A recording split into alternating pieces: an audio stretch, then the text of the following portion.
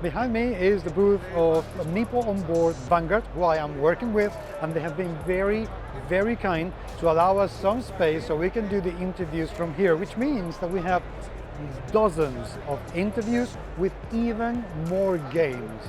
Welcome to So Play Wheel at Spiel 2024.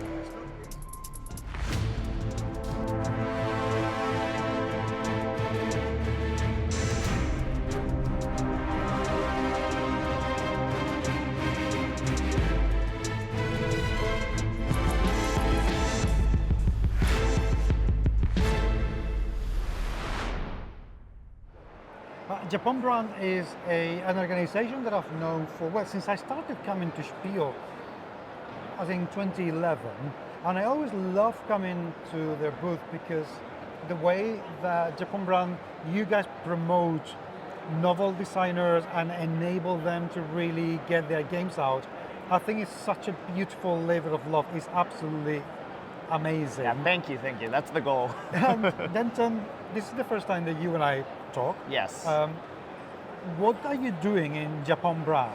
Yeah, so what we're doing as Japon Brand is we're an agent. We're representing these Japanese designers, bringing these quirky, kind of very interesting Japanese games to the wider international audience and trying to find placement for them. So in past years, we've had designers selling their games here. We've shifted our strategy a little bit this year, and we're focusing more on showcasing games that there aren't necessarily existing inventory of anymore.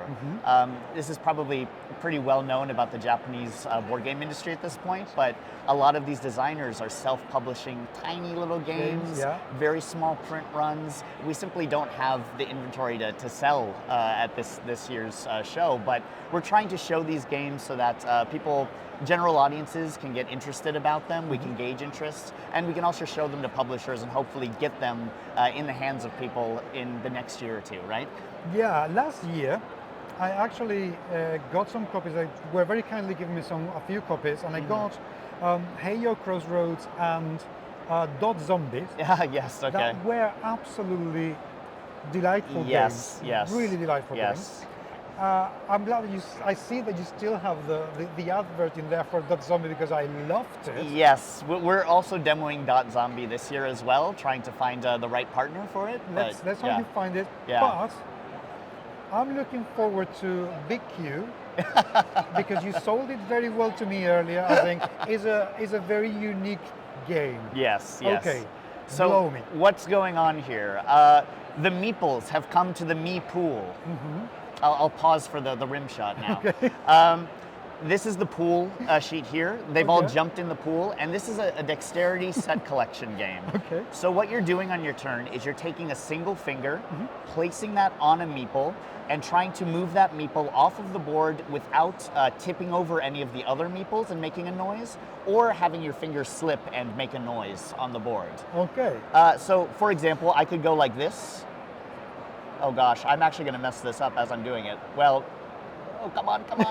See, I'm already struggling. But for example, in this case, it would hit the board. Oh, it's made a noise. If I had meeples in my lineup already, I would have to choose one of those to send to the toilet. Here's the toilet card over here. They line up at the toilet. When the toilet line fills up, the one at the end will jump back in the pool, and you'll drop it on top like that. And what you're trying to do in this game is make specific color sets. So, for example, red, white, green, of course, pizza, right? The pizza sets.